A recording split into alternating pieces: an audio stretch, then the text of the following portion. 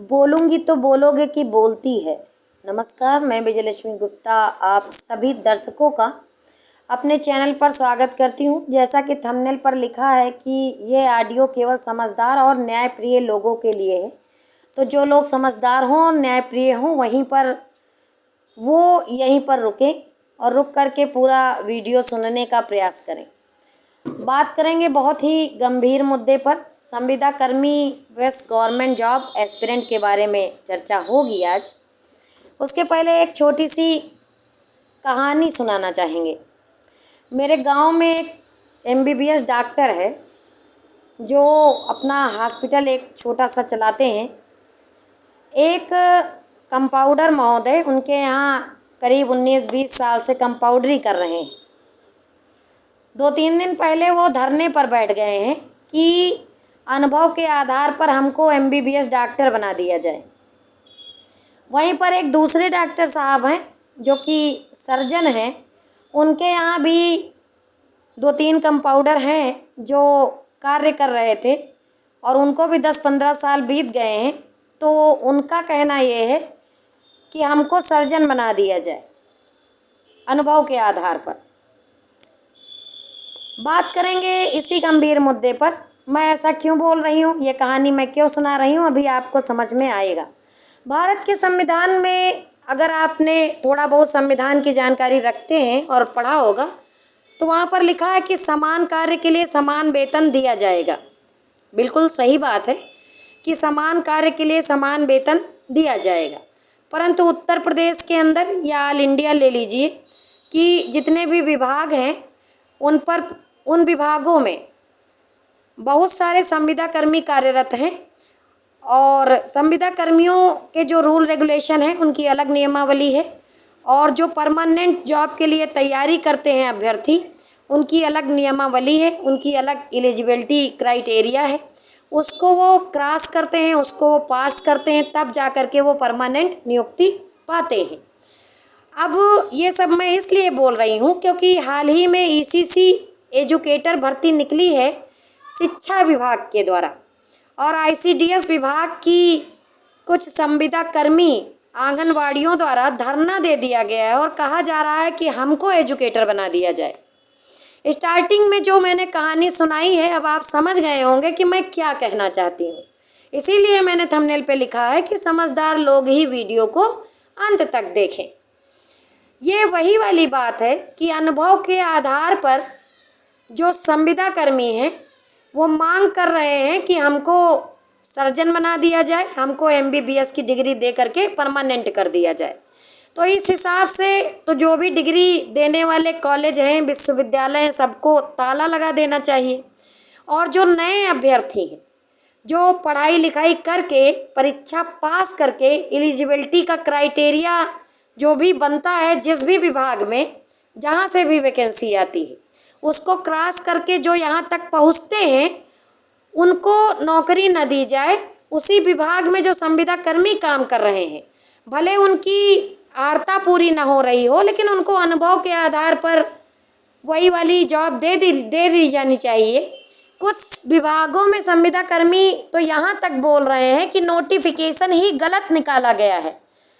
मतलब ये है कि वो संविदा कर्मी जो अपना परमानेंट होने का क्राइटेरिया पूरा नहीं कर पा रहे हैं, उनका कहना है कि आयोग और विभाग जहाँ पर IAS PCS लेवल के अधिकारी बैठ करके नियम कानून बनाते हैं, फॉलो करवाने का प्रयास करते हैं, नोटिफिकेशन निकालते हैं, वो सब गलत नोटिफिकेशन बनाते हैं। तो नोटिफिकेशन बनाने से पहले इनसे परमिशन ले लेना चाहिए।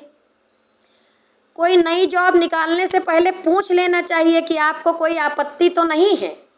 लेकिन जो हमारा संविधान है ये कहता है कि समान कार्य के लिए समान वेतन होना चाहिए।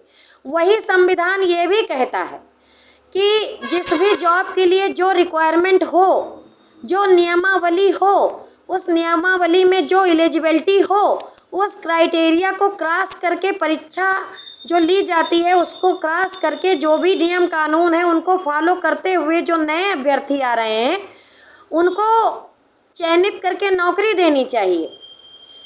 तो ये लोग जो संविदा कर्मी हैं जिन्होंने संविदा कर्मी का फॉर्म भरा संविदा कर्मी के जो नियम थे, कानून थे, उन पर ये सहमति जताए होंगे, तभी इनको संविदा कर्मी बनाया गया होगा।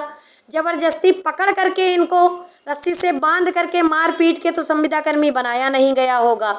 ज़रूर इन्होंने पेपर पर हस्ताक्षर किए होंगे कि हम 11 महीने के लिए या 2 साल के लिए या जितने भी साल के लिए हम संविदा कर्मी रहेंगे। और उसमें ये भी एक पॉइंट लिखा रहता है कि हम कभी भी नियमितीकरण के लिए डिमांड नहीं करेंगे। उसके बावजूद भी किसी भी विभाग में जब भी कोई नौकरी आती है, चाहे शिक्षा विभाग हो, चाहे ICDS विभाग हो या अन्य कोई विभाग हो, तो जब भी कोई नई वैकेंसी आती है तो ये लोग अपना आ जाते हैं कि हमको परमानेंट कर दिया जाए, एलिजिबिलिटी क्राइटेरिया को किनारे रख दिया जाए और अनुभव के आधार पर शिक्षा विभाग में अगर ECC एजुकेटर की नौकरी निकली है तो ICDS विभाग की संविदा कर्मी को उठा करके वहाँ मास्टर बना दिया जाए। ये तो वही बात हो गई कि हड्डी जोड़ने वाला व्यक्ति कह दे, यानी कि कोई ऑपरेशन करने वाला डॉक्टर ये बोल दे कि अब हम ऑपरेशन नहीं करेंगे, ऑपरेशन करने के लिए जो पढ़ाई जाती है वो हम पढ़ाएंगे, अब हमको सीधे प्रोफेसर बना दो। तो ये सारी चीज़ें उत्तर प्रदेश के अंदर चल रही हैं।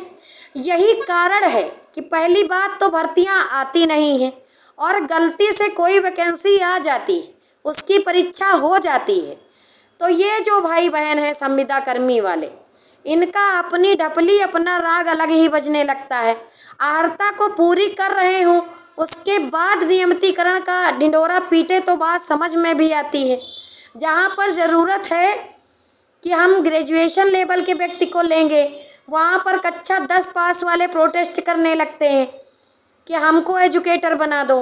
तो इस तरह की व्यवस्थाएं हैं। तो इस तरह से होता तो खैर कुछ नहीं है, लेकिन जो अभ्यर्थी हैं, जो गवर्नमेंट जॉब की इच्छा रखते हैं, इतना पढ़ाई लिखाई करके, इतना संघर्ष करके परीक्षा पास करते हैं, उनके भविष्य को अंधकार में ढकेलने का कार्य ये लोग करते हैं और इनको पता है कि इससे इनका होना कुछ नहीं है, उसके बावजूद भी ऐसा कार्य करते हैं।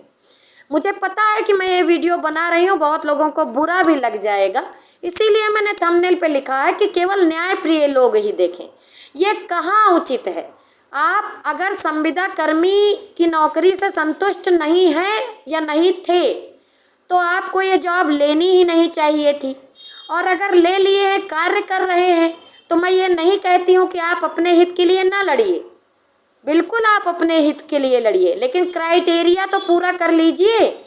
क्राइटेरिया भी आपको पूरा नहीं करना है, अनुभव के आधार पर आपको जॉब चाहिए होती है। तो ये बताइए कि जो बच्चे पढ़ाई लिखाई करके, इतनी मेहनत करके, परीक्षा दे करके यहाँ पर आते हैं, तो वो कहाँ चले जाएं, कहाँ जाएं?